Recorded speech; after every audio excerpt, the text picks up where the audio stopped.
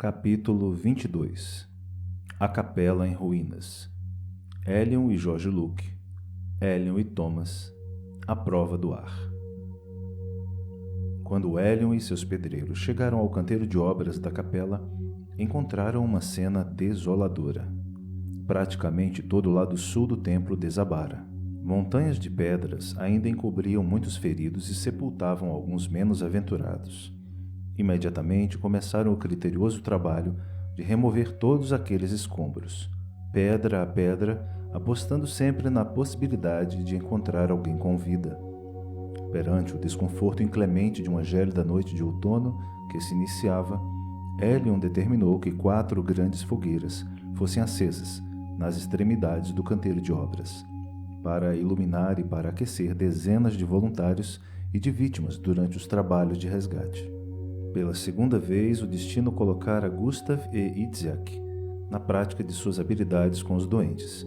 Porém, naquela noite, o jovem padre dedicou-se tão somente a ajudar nos curativos e a oferecer alívio espiritual aos familiares daqueles que perderam suas vidas, sob centenas de pedras polidas desabadas. Coube a Itzhak e a seu filho Jacques usarem com destreza ímpar seus instrumentos cirúrgicos, enquanto alguns voluntários cuidavam para que as vítimas ingerissem grande quantidade de vinho, vedando a seguir suas bocas com pedaços de pano. Outros tentavam restringir a todo custo seus movimentos de desespero frente à inimaginável dor de ser submetido a uma amputação. O médico e seu assistente executaram, até o amanhecer, pelo menos 3 ressecções de membros que foram esmagados pelas pedras. A tragédia começara cerca de 30 minutos após o último arco ogival ter sido locado no cruzeiro da capela. Ainda sobre os festejos do grande intento de Thomas e de sua equipe, a coluna ocidental do lado sul não suportou o peso da intersecção dos 4 arcos.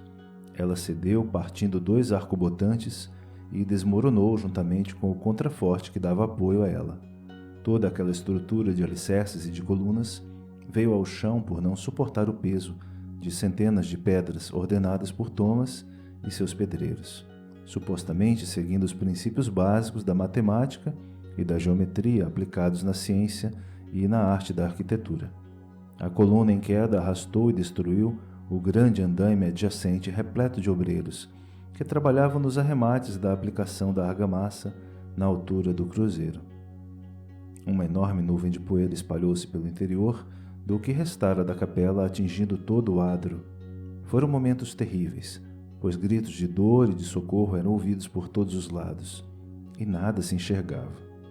À medida que a densa nuvem de pó foi se dissipando, olhares incrédulos depararam-se com dezenas de homens, de mulheres e de algumas crianças aprisionados entre toneladas de escombros maculados de sangue. Foi uma longa, fria e extenuante noite de outono, cujo habitual silêncio foi substituído por gritos, por gemidos e por choro de viúvas inconsoláveis e de mães desoladas.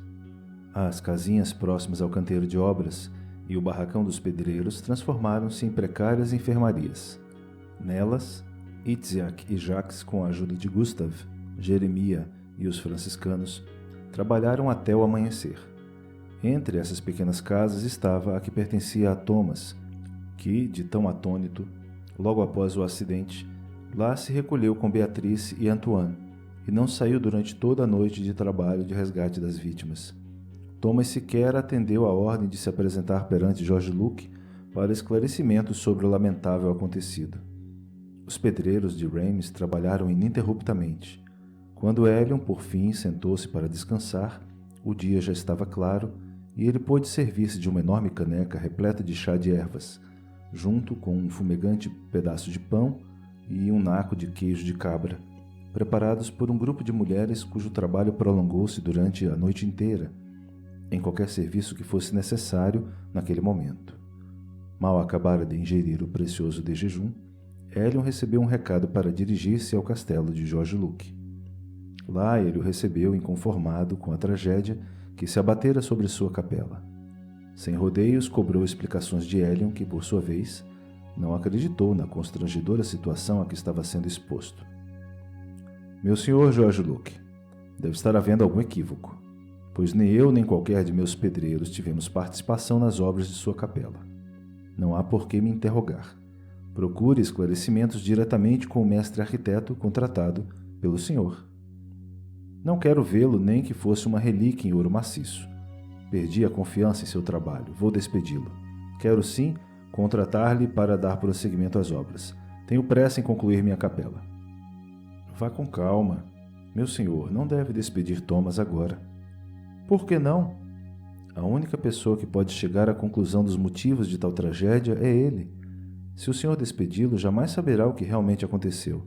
Poderia, se assim o fizer, incorrer no mesmo erro com qualquer outro mestre arquiteto que aqui venha trabalhar. O senhor é inteligente. Acho inclusive que seja capaz de avaliar de imediato as causas da queda de minha capela. Como lhe disse, meu senhor, só o arquiteto que a projetou poderá responder a todas as questões que se fizerem necessárias. Está protegendo-o, não é? Constato a veracidade do que se diz por todo esse continente. O corporativismo existente entre vocês, pedreiros livres, ultrapassa os limites das próprias leis de um país. Que leis de um país seriam essas, meu senhor George Luke? Onde as tem escritas para que possamos avaliar com clareza se realmente a Guilda dos Pedreiros Livres fere ou ignora alguma delas? Leis, para serem válidas e, sobretudo, justas, necessitam estar pelo menos escritas para que não sejam distorcidas, usadas conforme as necessidades ocasionais e extemporâneas de pessoas que detêm o poder. O que um pedreiro como o senhor entende de leis? Argumentou George Luke. Saiba, meu senhor, que a nossa guilda tem regulamentos, leis internas que nos regem, regras gerais com direitos e deveres a serem cumpridos igualmente por todos nós, sem exceções ou privilégios.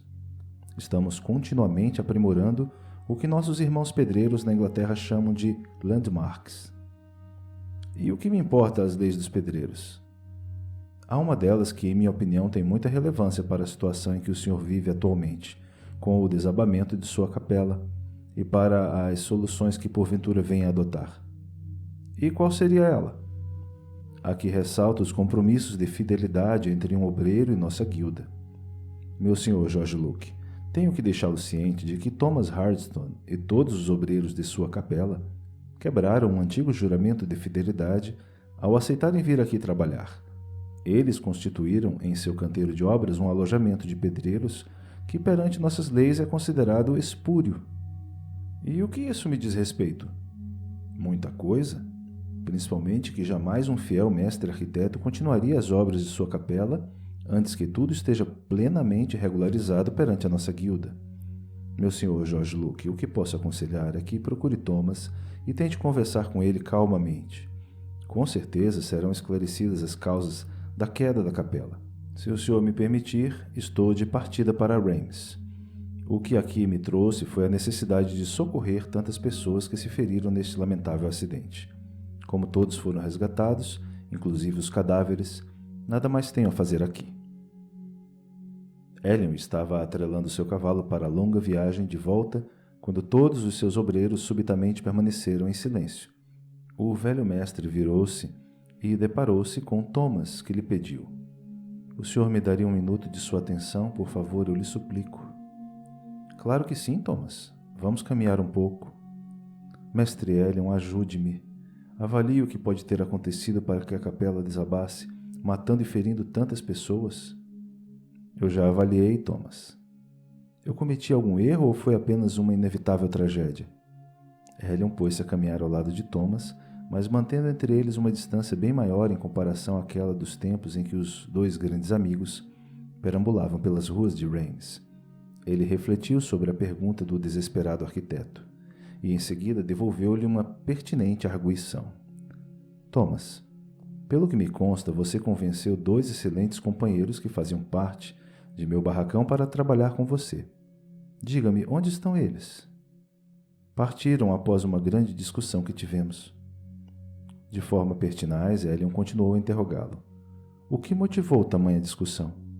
"Não souberam respeitar a hierarquia em nosso grupo. Não executavam minhas ordens e chegavam a desrespeitar-me perante todos." "De forma determinada", respondeu Thomas. "Em que fase da obra isso ocorreu, Thomas?" "Tínhamos terminado os alicerces e estávamos começando a erguer os contrafortes de sustentação dos arcobotantes e das colunas." Para onde eles se dirigiram? Foram para as obras da Catedral de Amiens. Não quiseram voltar a Reims. Estavam demasiadamente envergonhados por abandoná-lo, Elion. Naquele momento, Elion abaixou-se e segurou um pedaço de um bloco de pedra polida que fazia parte da sustentação da capela. Olhou para Thomas e, em tom de desabafo, falou: Ouça, Thomas, aqueles 2 companheiros estavam entre os melhores com quem já trabalhei. Conheciam cálculos de estrutura como poucos. Tinham tudo para comandarem seus próprios alojamentos de pedreiros. Só tinham um defeito. Qual seria esse defeito, mestre Elion? Uma ganância incontrolável. Tão grande e inconsequente a ponto de largarem anos de trabalho e de aprendizado em meu barracão para se aventurarem com você nesta malfadada empreitada. Aliás, posso supor por que vocês discutiram. Eles certamente tentaram alertá-lo sobre erros na execução dos alicerces da capela. Porém você, com sua habitual arrogância, não aceitou o que eles tinham a lhe falar. Depois de alguns momentos de silêncio e alguns passos à frente, o constrangido Thomas, em tom de súplica, dirigiu-se a Elion. Por favor, senhor, diga-me se errei e onde errei. Thomas, você nem sequer tem capacidade para avaliar isso. É por demais lamentável, mas há algo muito pior do que mal projetar ou mal construir. A imperdoável falha de um mestre arquiteto é negar socorro aos seus irmãos. É injustificável não ser solícito quando um aprendiz se fere com o seu cinzel ou quando um companheiro se acidenta com sua alavanca. É repugnante e execrável um mestre arquiteto não estar presente para comandar os trabalhos quando um teto ou uma coluna desabam. E ainda continuou: Thomas, para qualquer acidente existe uma explicação razoável, mas a negligência de um mestre arquiteto é simplesmente inaceitável e injustificável. O verdadeiro mestre põe-se em disponibilidade aos seus irmãos e às suas famílias, nas 24 horas do dia, durante todos os dias do ano. Não se é um mestre arquiteto apenas uma vez por semana na reunião de planejamento das obras. Vou lhe dar um conselho, Thomas. Você deve partir. As obras da capela com certeza serão interrompidas. Prepare Beatriz e Antoine para uma viagem bem longe daqui. Você é um talentoso escultor. Jamais passarão dificuldades. Mas George Luke me deve muito dinheiro e tenho certeza de que me pagará devidamente. Apesar desse incidente, com certeza, continuamos grandes amigos. Esse homem não me inspira confiança, Thomas. Faça o que ele disse. Parta com sua mulher e seu filho o mais rápido possível. Não saio daqui sem o meu dinheiro. Em tom alterado, respondeu Thomas. Assim que retornou a Reims, Elion reuniu o conselho de anciãos e relatou, com detalhes, tudo o que presenciara nas terras de George Luke. Rodeado por alguns pedreiros estupefatos com o que ouviam, Elion falava com detalhes. Não foram as rodanas de Aldebert, nem a grossa corda da guilda dos tecelões, tampouco a gaiola de esquilo encomendada aos carpinteiros, que causaram tamanha tragédia.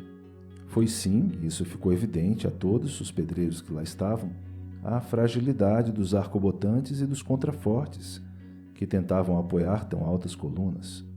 O que causou tamanha tragédia foi um crasso e primário erro de cálculo imperdoável ao mestre arquiteto. Um erro banal que causou a morte de 4 obreiros e de 2 crianças, mutilação em 3 pedreiros e ferimentos em dezenas de pessoas que lá estavam. Após um longo período de consternação, o silêncio foi quebrado por Elion, que elevou as mãos acima da cabeça e desabafou. Não quero mais falar sobre Thomas. Isso mesmo, mestre Elion. Chega de gastar vela boa com defunto ruim.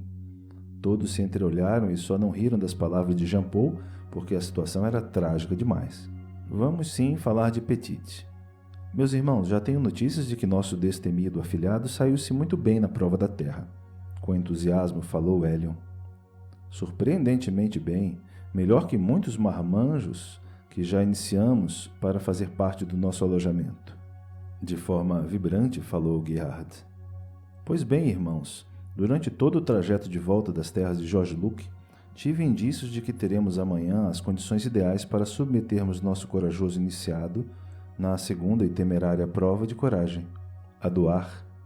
Por favor, avise-no para que esteja pronto às 6 horas da manhã em frente ao nosso barracão.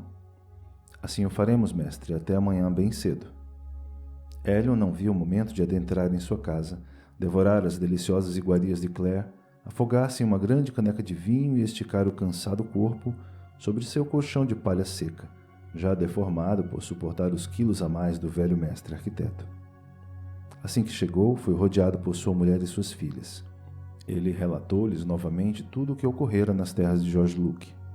Sentado à mesa, o sempre atento observador esforçava-se em afastar, dando tapas no ar, uma grande quantidade de moscas que insistiam em sobrevoar seu suculento picadinho de carne de javali com legumes, que vorazmente engolia, seguido de grandes goles de vinho. Tentava conversar com Claire, mas foi diversas vezes interrompido pelo galo cantando ao anoitecer. Se não era o galo, era o grunhir nervoso dos porcos criados no fundo do quintal que atrapalhava sua conversa. Por fim, Valérie, a caçula, a mais irrequieta das 3 irmãs, correu em gritos para o seu colo assim que se deparou com 4 baratas que cruzaram o vão da porta da casa para dentro, fazendo com que Elion as esmagasse com suas velhas botas ao olhar de terror e ao mesmo tempo de admiração da meiga menina que, aliviada, esboçou um lindo sorriso. Assim que liquidou bravamente tão asquerosos insetos, Elion reclamou de dor nos calos das mãos. Depois de tantos indícios, isso era exatamente o que faltava para chegar a uma inequívoca conclusão e para prevenir sua querida Claire. Feche bem a casa e proteja as meninas e os animais. Amanhã vai chover muito e ventar forte. Dito e feito.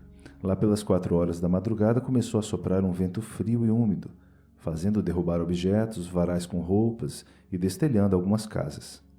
A partir das 5 horas, iniciou uma chuva forte, contínua.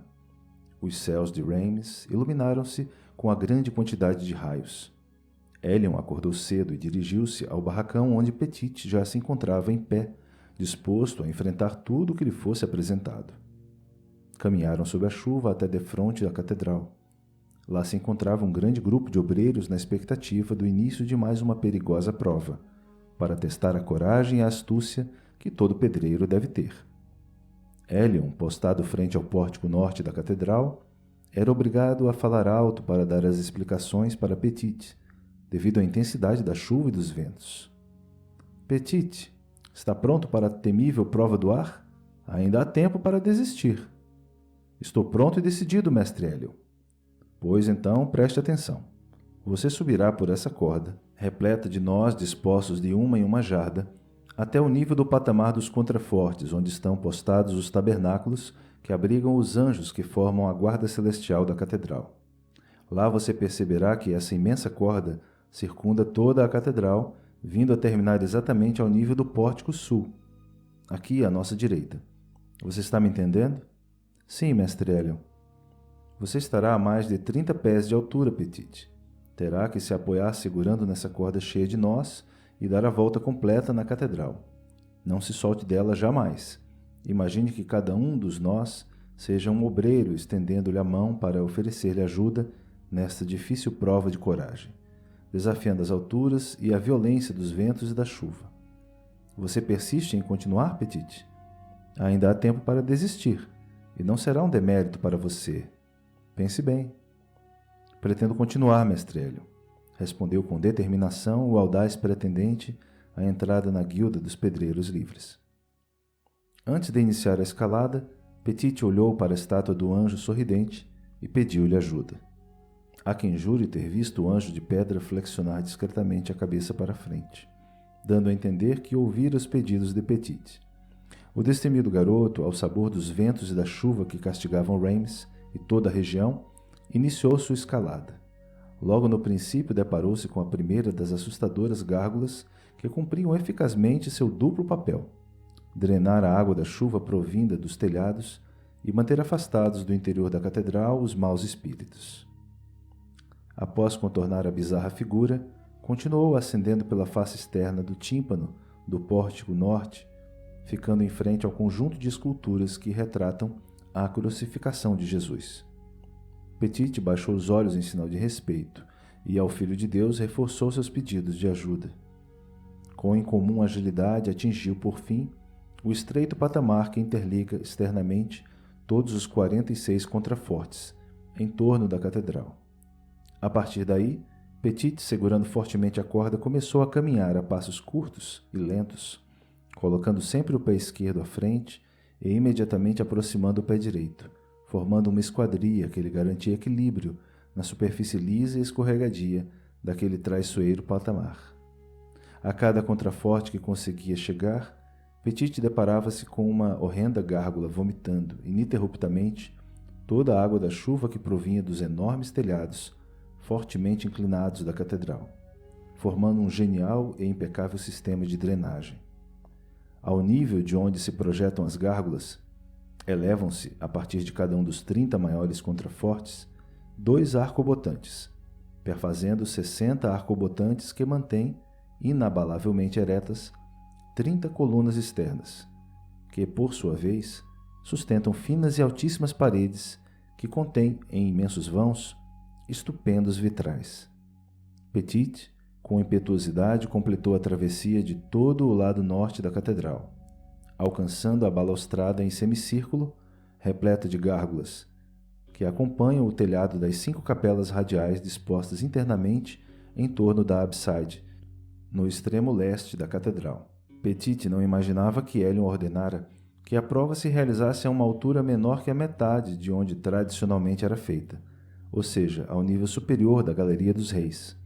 Petit era apenas um menino, e Hélion jamais exporia sua vida a um perigo demasiado. Tudo ia relativamente bem até que completou toda a metade de sua jornada. Assim que chegou ao lado sul da catedral, foi atingido por uma intensidade maior de chuva e de ventos, o que dificultou em muito sua visão e seu equilíbrio no estreito patamar. Bravamente continuou, com passos mais curtos e com notória aparência de cansaço. De repente, Petit tropeçou e desequilibrou-se, mas manteve-se firmemente agarrado à corda de nós. Hélion, que tudo acompanhava desde lá de baixo, executou um discreto movimento com os braços e as mãos.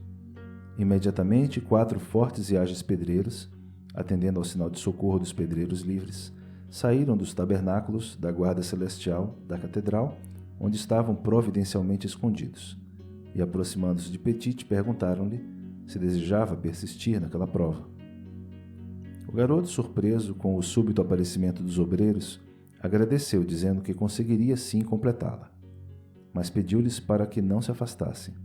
A chuva desabava impiedosamente, dificultando a passagem de Petit sobre as gárgulas laterais, e a força do vento insistia continuamente em tentar desequilibrá-lo. Assim, foi com suas comedidas passadas até novamente atingir o maciço frontal da catedral através do tímpano do pórtico sul, onde se aproximou das estátuas que representam o juízo final.